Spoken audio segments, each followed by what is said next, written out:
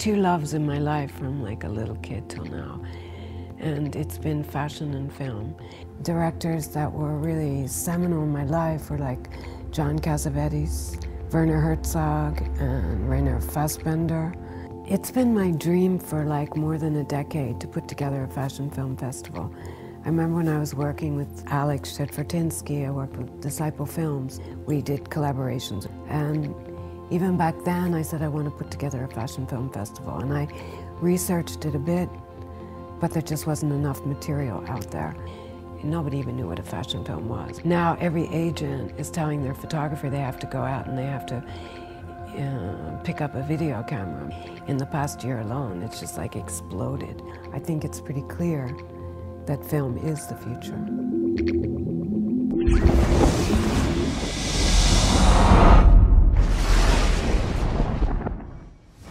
As much as I would love fashion films to take the place of fashion shows, I think the industry moves really slow. And there's still a lot of people that think shows are fantastic, you know, that think that that's a new way of expressing, but it's an old way of expressing fashion. A new way is more creative with the films or installations.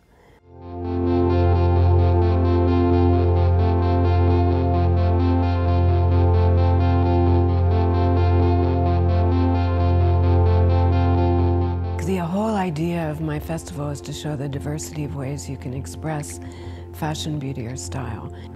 The film has to be anywhere from 30 seconds to 5 minutes, and fashion has to play a principal role. I want it to be extremely democratic, and I want to get films from India, Africa, you know, wherever. I like to find people and expose them, and I know it really helps.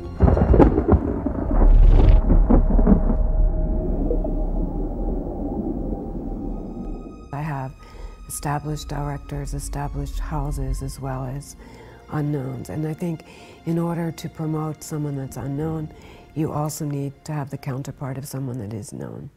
I select the jury by experts in all the different areas. I chose Michael Nyman because he's a magnificent composer. I have Rossi De Palma, because she's a fantastic actress. Mike Figgis, because he's one of my favorite directors. I just think he's revolutionary.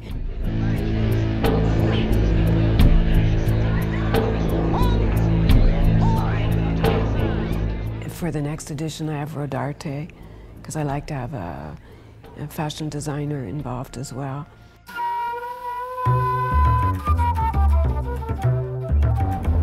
The film Lust Lust that won this edition, ASVOFF 3, I found this guy, and it was his very first fashion film, and I just loved it. It was a unique way of expressing fashion, and it had nothing to do with a particular brand. It was all about originality. And I also noticed there are not very many comedies when it comes to fashion. And when there's a comedy, that's usually the winner. Fashion takes itself much too seriously.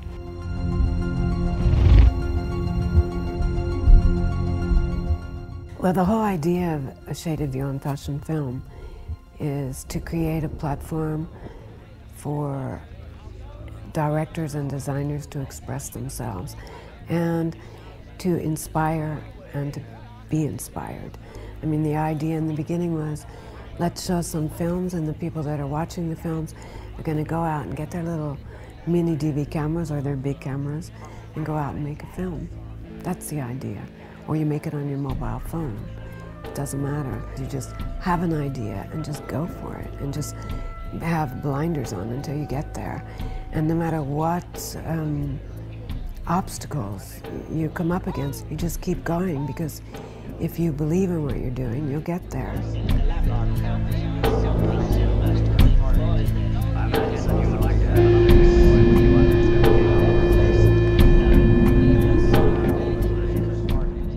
I chose Stefan Siegal as someone I think is capable of changing the landscape of fashion.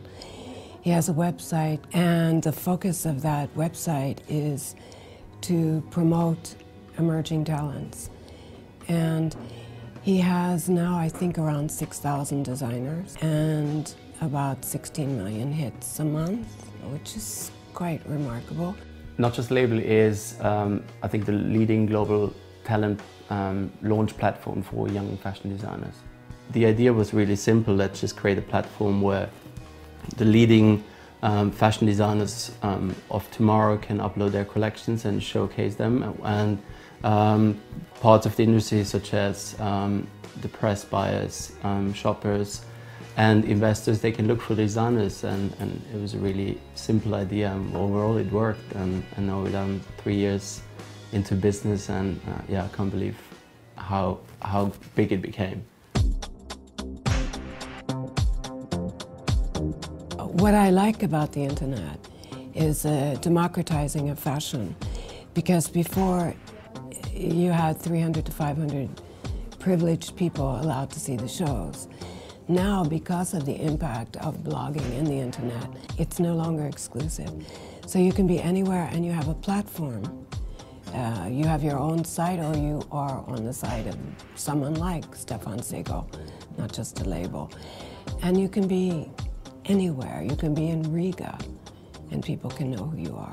Thanks to blogs or people like Diane Pernet, the industry became almost a very instant business where from creation to actually selling a piece, there were only hours or days in between, while years ago you had to wait seasons and so on. Good fashion shows where people can go and actually touch and feel fashion will remain crucial to the industry, but I think we can live without a lot of elements of the so-called old-fashioned world and move on to newer things.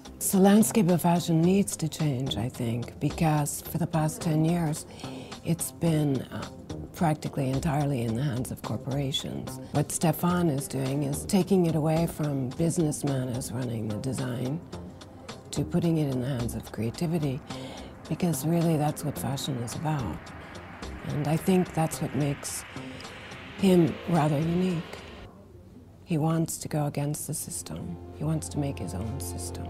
We set up the company because we felt there's certain patterns and molds that just need to be erased from the fashion industry, and we wanted to change things. We could not understand why it was so hard for fashion designers to be discovered, and Not Just a Label did not have a market before. We created our own market, and now it became an indispensable tool for young fashion designers, and I really hope that we change something in the industry.